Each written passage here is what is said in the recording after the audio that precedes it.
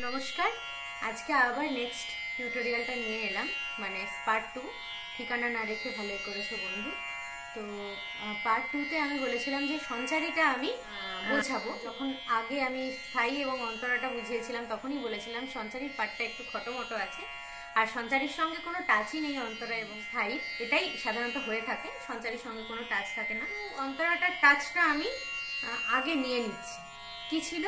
সুযোগ পাবে না দিয়ে যেতে আর অভিনয় উপহার, না আসার কোনো কারণ সাজাতে হবে না তোমায়,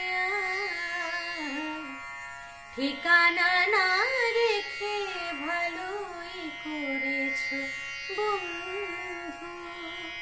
এরপর কি আসছে? তোমার হিসাবে কি ভুল রয়েছে নিজেই ধরেছো তুমি,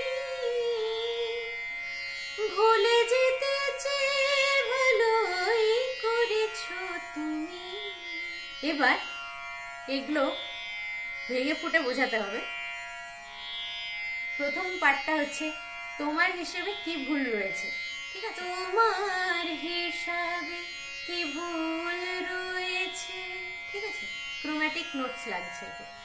তোমার হিসাবে কি ভুল রয়েছে, কি ভুল রয়েছে নিজে ধরেছো তুমি, তুমি, তুমি, তুমি। এটা আসছে ফাইনাল আউটকাম, নিজে ধরেছো তুমি। এটা আমি যদি ভেঙে দেখাই, নিজে ধরেছো তুমি, তুমি, ভুলে যেতে চেয়ে ভালোই করেছো তুমি, ভুলে যেতে চেয়ে ভালোই করেছো তুমি। তাহলে ফাইনাল কি? ভুলে যেতে চেয়ে ভালোই করেছো তুমি। সেটাকে ভেঙে করলে কি হবে? ভুলে যেতে চেয়ে ভালোই করেছো, ভালোই করেছো তুমি, তুমি। এটাকে যদি একটু সুইফট করে বলি, তুমি, তুমি, তুমি, ঠিক আছে? আমার নিয়তি নিয়ে, এটা আভোগ, অন্তরার মতোই খানিকটা। কোন অভিযোগ দিয়ে আমার নিয়তি নিয়ে, কোন অভিযোগ দিয়ে আমিও পাবো না কোনো অবকাশ, কোনো কথা জানাবার। এই যে কোনো কথা জানাবার, কোনো কথা জানাবার, কোনো কথা জানাবার, না আসার কোনো কারণ সাজাতে হবে না তোমায়, বানানো কাহিনী শোনাতে হবে না, কথা দিয়ে না রাখা,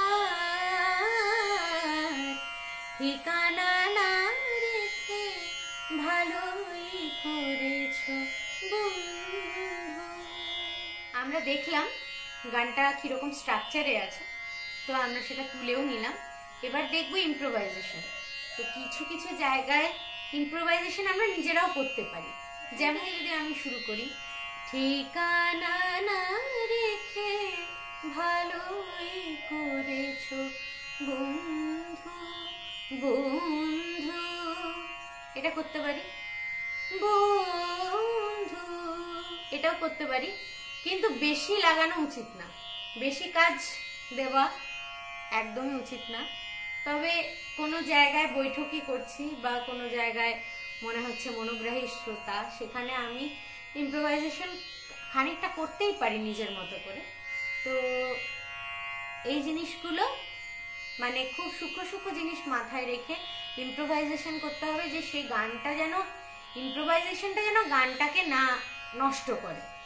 আর দ্বিতীয়ত ইম্প্রোভাইজ করতে গিয়ে যেন সেটা জড়িয়ে না যায়। মানে আমার মাথায় আসছে একটা, আমি করে দিলাম, কিন্তু পছন্দ হলো না কারো, সেটা না। আমি খুব মেপে, খুব ঠিকঠাক করে মাথার মধ্যে তারপরে সেটা জিনিসটা নিয়ে গিয়ে প্রেজেন্ট করব। এইটা বিষয়টা মাথায় রাখা অত্যন্ত প্রয়োজনীয়। তো আরো কিছু হতে পারে, না আসার না আসার কোনো কারণ সাজাতে, হতেই পারে, সাজাতে হবে না তোমার, এটা প্লেন। সাজাতে আমি করতে পারি, সাজাতে হবে না, করাই যেতে পারে। কিন্তু যদি গানটা নষ্ট হয়ে যায়, সে কথা মাথায় রেখে আমি ইম্প্রোভাইজেশন করব। আমি ইম্প্রোভাইজেশন দেখাচ্ছি, যে যার মতো করে করতে পারে। এবারে বানানো কাহিনী শোনাতে হবে না, শোনাতে, এটা ছিল, শোনাতে হবে না, কথা দিয়ে না রাখা,